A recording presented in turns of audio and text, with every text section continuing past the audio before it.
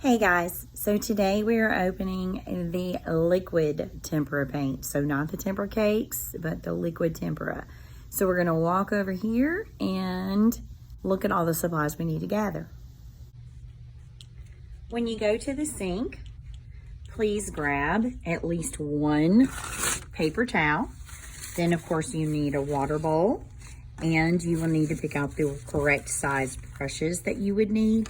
You probably don't need any more than 3, a small, medium, and a larger size. Then you have 2 choices for mixing palettes. These, which will be placed in the sudsy water at the end of class, or the easiest option would be the magazine sheets. These right here in this red box, they say mixing paint papers. Just grab one of these out of here, and at the end of class, this can go into the trash can. If you would like to learn a little bit more about color mixing, you can also grab one of the color wheels and take it to your seat. And last but not least, you need to get your tempera paint from the container. These are meant to be shared with you and at least 1, maybe 2 other people.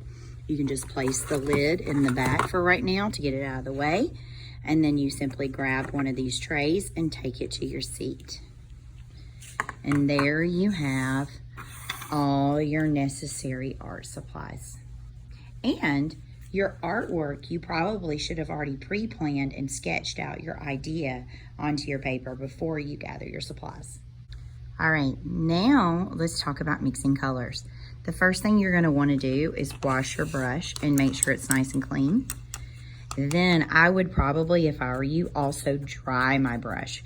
Liquid tempera is already watery, so you don't wanna add any more water to it per se. Let's say that I would like to make a purple. So the 2 colors, of course, that I need are my 2 primary colors of red and blue. Remember, red and blue and yellow are your primary, and white added to anything makes it lighter, so that is called a tint. And black added to anything makes it darker, which is called a shade.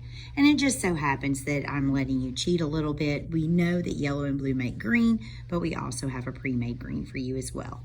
So I'm gonna take my clean brush, dip it 1 dip into my red, lay it on my mixing magazine sheet, get as much of that paint off of the brush as I possibly can.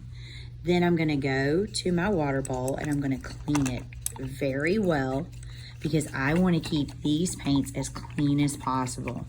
Miss Stegall teaches the whole school, so we need to keep our paints clean for everyone else to use. Then again, I'm gonna dry my brush. You can see there was still a little bit of red in there. This is where you might have to change out your water several times during an art class because liquid tempera does like to stay in the brush bristles.